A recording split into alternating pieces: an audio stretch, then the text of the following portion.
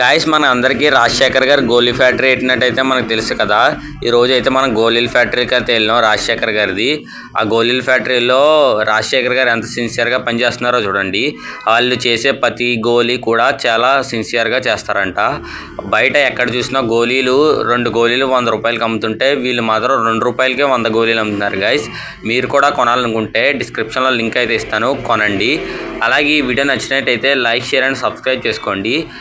రాజశేఖర్ గారు అయితే చూడండి గాయస్, వీళ్ళు చేతులతోనే చేస్తారంట, గ్లౌజ్ కూడా వేసుకోరు వీళ్ళు పనిచేసినప్పుడు.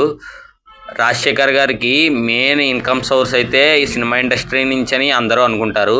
కాదు గాయస్, గోళీల ఫ్యాక్టరీ నుంచి నెలకు 5-6 కోట్లు అయితే సంపాదిస్తారంట. మీకు ఎవరికైనా తెలుసుంటే కామెంట్ చేయండి.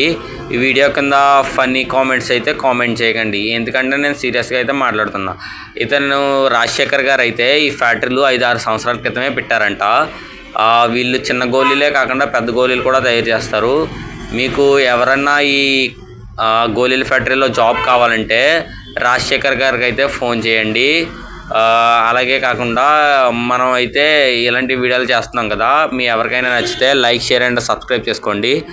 రాజశేఖర్ గారు అయితే గోళీలు ఫ్రీగా కూడా పంచుతారంట. మొన్న సంక్రాంతికి అయితే చిన్నపిల్లలందరికీ గోళీలు అయితే ఫ్రీగా పంచిపెట్టారంట.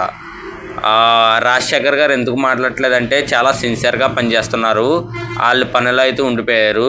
రాజశేఖర్ గారు గోళీలు పనిచేసే వాళ్ళకి ఒక్కొక్కరికి 50 లక్షల శాలరీ అయితే ఇస్తారంట. మీకు తెలుసా? మీకు తెలుసుంటే కామెంట్ చేయండి. ఇంకా ఏం చెప్పాలంటే రాజశేఖర్ గారు అయితే ఈ గోళీల ఫ్యాక్టరీలు అయితే చిన్నప్పుడు గోళీల ఫ్యాక్టరీలు ఎట్టాలని కళ ఉండేదంట. ఓకేనా గాయస్, ఈ వీడియో కానీ మీకు నచ్చినట్టయితే లైక్, షేర్ అండ్ సబ్స్క్రైబ్ చేసుకోండి. ఈ వీడియో ఎంటర్టైన్మెంట్ పర్పస్ కోసమే.